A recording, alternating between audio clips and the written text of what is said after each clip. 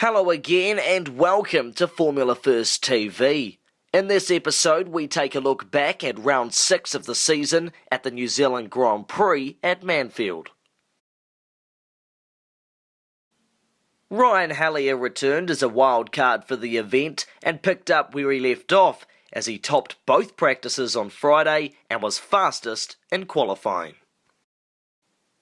Saturday's race put on a great show as a four-way battle for the lead emerged. Further back, Liam Lawson, Cameron Dance, Chris Simon and Aaron Crichton. Ryan Hallier would take the race win ahead of King and Shepherd. Brodie McConkie finished 4th.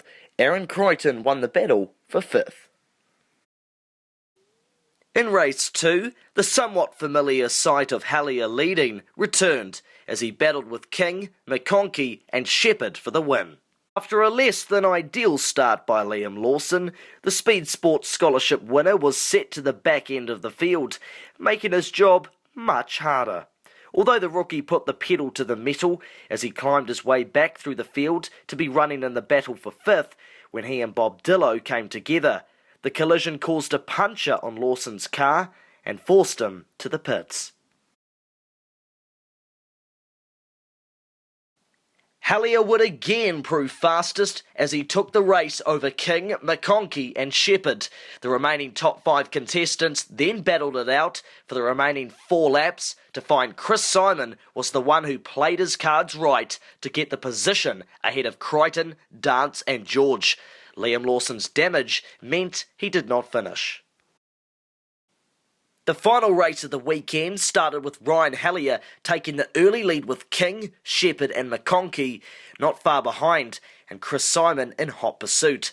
Further back, Aaron Crichton, Liam Lawson and Cameron Dance set about claiming 6th place for their own. The four-way fight for the win had increased to 5 as Chris Simon caught the battle pack and put his bid for Grand Prix glory. The second battle pack had also gained a contender, with Kyle George joining the top 6 battle. While Hallier had the lead taken from him briefly various times, he was in front when it mattered, and he came out of the final corner clear of his competitors and took the win, which gave him a complete clean sweep, topping every session from practice 1 to the final race. Series leader Michael Shepherd crossed the line 2nd, with Bramwell King 3rd, Brodie McConkie 4th, and Chris Simon 5th. The battle for 6th intensified as Liam Lawson made a bold move on the final turn to place himself in front of Aaron Crichton. However, the Pukekohe team got unstuck on the exit and lost control, launching over the curb and entering the tyre barrier at a quick speed. Thankfully though, Lawson got out of the car uninjured with just a slightly sore back and neck. Crichton was unaffected by the incident and finished 6th ahead of Kyle George and Cameron Dance. Ryan Hallier, well done, absolutely perfect weekend, unbeatable weekend. What's the secret?